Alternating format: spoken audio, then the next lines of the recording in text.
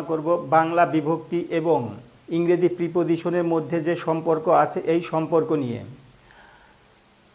বাংলা বাক্যে যদি কর্তায় প্রথমা থাকে সেজন্য ইংরেজি বাক্যে কোনো প্রিপোজিশন দিতে হবে না। কর্মে দ্বিতীয়া, বাংলা বাক্যে যদি কর্মে দ্বিতীয়া থাকে তাহলে কে রে পতি এর জন্য ইংরেজি বাক্যে টু ব্যবহার করতে হবে। বাংলা বাক্যে যদি করণে তৃতীয়া যেমন দ্বারা দিয়া কর্তৃক থাকে তাহলে ইংরেজি বাক্যে বাই উইথ বসবে। নিমিত্তে চতুর্থী জন্য এর জন্য ইংরেজি বাক্যে ফর বসবে।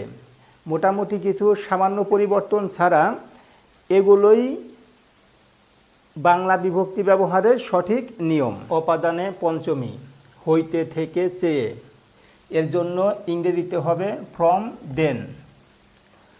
সম্বন্ধে ষষ্ঠী র এর জন্য হবে অফ। অধিকরণে সপ্তমী এ অ তে এর জন্য ইংরেজি বাক্যে হবে ইন অ্যাট।